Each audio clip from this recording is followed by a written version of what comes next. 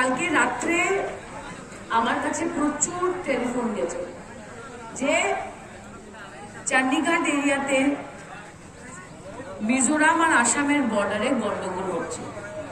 তারপরে আস্তে আস্তে ভিডিওগুলা আসা শুরু হলো এবং সেই ভিডিওতে আমি দেখতে পারলাম যে ঘর বাড়ি জ্বলছে, মানুষদের নিহত্যা, মানুষদের মারপিট করা হচ্ছে, ঢিলাঢিলি চলছে।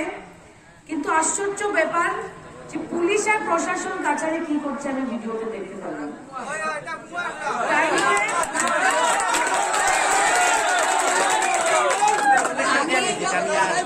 আমি ইমিডিয়েটলি দেয়ার এন্ড দেন আমি এসপি কে ফোন লাগিয়েছি।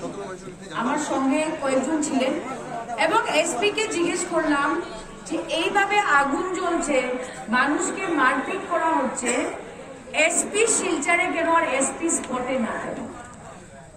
আজকে এসপির উচিত ছিল মিজোরামের পুলিশকে ফোন করা, মিজোরাম থেকে পুলিশ এসে মিজোরামের দিকটা আটকানো উচিত ছিল। আর এটার কারণটা কি যে একটা এসপি দিন হোক রাত হোক 10টা হোক 11টা হোক গাড়ি নিয়ে আজকে বর্ডারে আসলেন না কেন? এই প্রশ্নটা আমার মনে করতে আছে।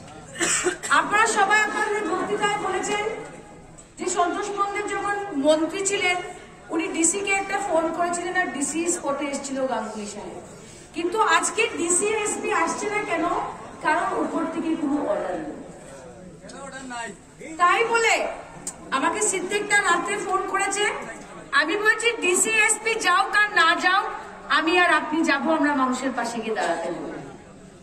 এটা আশ্চর্যজনক ঘটনা যে আসামের মুখ্যমন্ত্রী, আসামের হোম মিনিস্টার এবং ধলাইয়ের মানুষের ভাগ্য, সৌভাগ্য না দুর্ভাগ্য যেখানে একজন মন্ত্রীও রয়েছে।